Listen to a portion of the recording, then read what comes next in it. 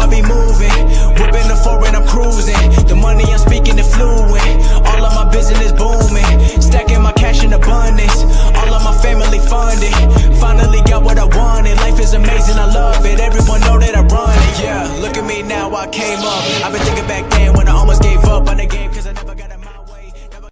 Yo les postos, c'est Sacha, bienvenue dans cette nouvelle vidéo Mercato et on commence avec Tanguy Kouassi qui suscite l'intérêt de l'AC Milan. Tanguy Kouassi, 17 ans, est l'une des bonnes surprises au Paris Saint-Germain cette saison, installé dans la rotation de l'effectif parisien. Le joueur formé au club a fait ses preuves au milieu de terrain et en défense centrale, 13 matchs, toutes compétitions confondues. L'espoir franco-ivoirien impressionnant de maturité sur le terrain pour son jeune âge sera un dossier à surveiller cet été, d'autant que son contrat le liant au PSG prend fin le 30 juin prochain. Il n'a toujours pas signé son premier contrat professionnel avec le club de la capitale et l'AC Milan pourrait lui donner la possibilité de le faire en Lombardie, un scénario auquel l'intéressé pourrait donner suite selon l'équipe.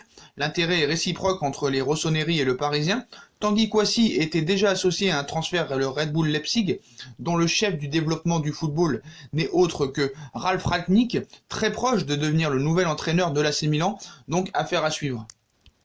On passe au poste de gardien de but qui connaît beaucoup de mouvements au Paris Saint-Germain et cet été ne devrait pas déroger à la règle. Arrivé en prêt du FC Séville pour suppléer Keylor Navas dans la cage parisienne, Sergio Rico ne sera pas conservé, bien qu'il ait une option d'achat de 10 millions d'euros et qu'il ait été performant avec le PSG. Le club parisien doit ainsi se mettre activement à la recherche d'un autre gardien sur le marché. Chose faite, et selon certaines informations, le PSG a ciblé le profil de Pepe Reina, 37 ans. Le gardien appartient au Milan AC, contrat jusqu'au 30 juin 2021, mais est prêté sur la deuxième partie de cette saison à Aston Villa. L'international espagnol, 36 sélections, ne dirait pas non à un poste de numéro 2 avec le champion de France en titre. Après le FC Barcelone, Napoli, Liverpool ou encore le Bayern de Munich, Pepe Reina pourrait donc porter le maillot du PSG. Il découvrirait alors son 5e grand championnat européen, là aussi une affaire à suivre.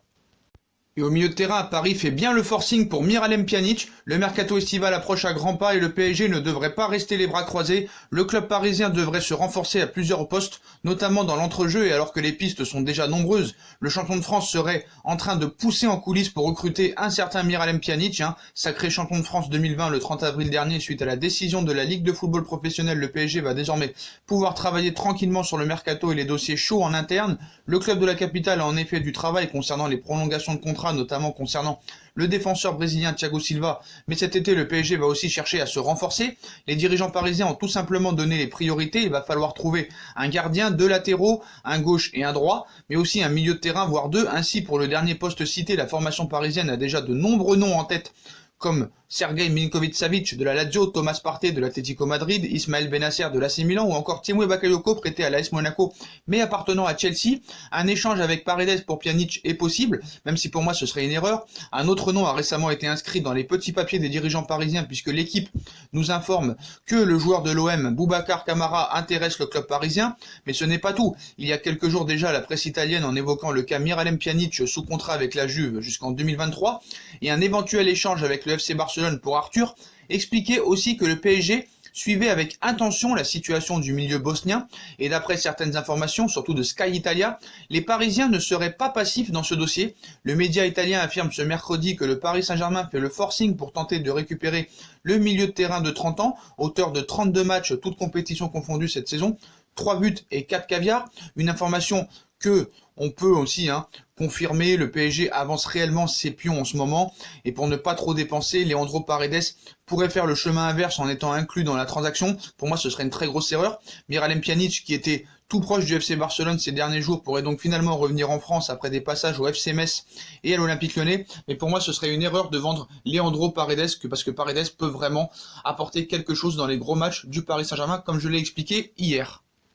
On passe au dossier Neymar. Le conseiller du président de Bartomeu met un terme au feuilleton Neymar. Le feuilleton Neymar s'éternise depuis plusieurs mois en Catalogne. Si la presse espagnole clame que l'intéressé souhaite revenir à tout prix au FC Barcelone, ce retour se heurte à multiples écueils et le conseiller du président Bartomeu a effectué une petite mise au point lourde dans le sujet Neymar. L'idylle entre le FC Barcelone et Neymar ne s'est jamais réellement achevée. Si la star brésilienne a provoqué un gigantesque tollé en quittant brutalement le Barça pendant l'été 2017 pour rallier le PSG, le principal protagoniste a toujours semblé nostalgique de son époque catalane, et ce même si les deux parties se trouvent toujours au cœur d'une bataille judiciaire dont le dénouement se fait attendre. Depuis son retour avorté l'été dernier à Barcelone, la presse catalane prend un malin plaisir à relancer la machine à spéculation. Récemment, cette dernière révélait même que les Blaugrana songeaient à un incroyable troc pour faire revenir le génie Auribert au Camp Nou. Ainsi, la direction barcelonaise souhaitait incorporer les 3 champions du monde français, Antoine Griezmann, Samuel Umtiti et Ousmane Dembélé, dans le deal. Un scénario plus qu'improbable, dont on ne sait s'il aurait convaincu le Paris Saint-Germain, mais voilà, l'interruption de la Liga, mais aussi des coupes européennes suite à la pandémie, a plongé le FC Barcelone dans une crise économique sans précédent. Carles Rexach douche les espoirs des supporters du Barça pour Neymar. Résultat, la formation catalane doit élaborer une nouvelle stratégie pour le mercato estival. Celle-ci repose sur des échanges de joueurs ou à une vente massive d'éléments pour s'offrir un bol d'oxygène financièrement. Avec une telle orientation sportive, un retour de Neymar cet été apparaissait quasi utopique, une version confirmée par la dernière intervention médiatique d'un dirigeant du FC Barcelone.